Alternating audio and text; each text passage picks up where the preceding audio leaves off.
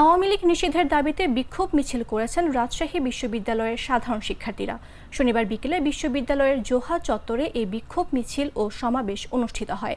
সমাবেশে বৈষম্য বিরোধী ছাত্র আন্দোলনে বিশ্ববিদ্যালয়ের সাবেক সমন্বয়ক মেহেদী সজীব বলেন, দ্বিতীয় বিশ্বযুদ্ধে জার্মানিতে নাৎসি পার্টি গণহত্যা চালানোর দায়ে নিষিদ্ধ হয়েছিল, তারা এখনও নিষিদ্ধ আছে, কিন্তু আওয়ামী লীগ দেশে গণহত্যা চালানোর পরও এখনও নিষিদ্ধ হচ্ছে না।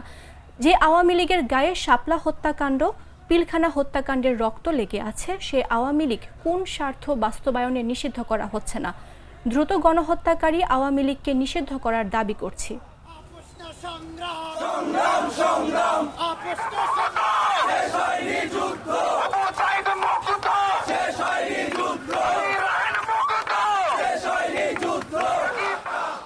বিগত 17 বছরের সময়কালে এই বাংলাদেশের মানুষ, এই ছাত্র সমাজ কি পরিমাণ ভয়ঙ্কর দিনগুলো আমরা অতিক্রম করে এসেছি।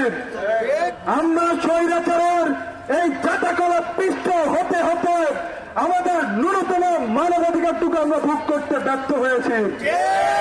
আমাদের উপর, এই বাংলাদেশের মানুষের উপর, ছাত্র জনতার উপর এই আওয়ামী লীগ বর্বরোচিতভাবে বিভিন্ন সময় তারা গণহত্যা পরিচালিত করেছে। আপনারা সবাই অবগত আছেন, দ্বিতীয় বিশ্বযুদ্ধের পূর্বে জার্মানিতে নাৎসি পার্টির যে তাণ্ডব ছিল, পরবর্তী সময় হিটলার পরবর্তী সময় জার্মানিতে নাৎসি পার্টিকে নিষিদ্ধ ঘোষণা করা হয় এবং এই নাৎসি পার্টি এখনো পর্যন্ত জার্মানিতে নিষিদ্ধ একটি সংগঠন হিসেবে এখনো রয়ে গেছে। বান্ডেল থাকলে প্রতি সেনমানিতে টাকা বাঁচবে। বিকাশ সেনমানি বান্ডেল কিনে জিতুন প্রতি লেনদেনে।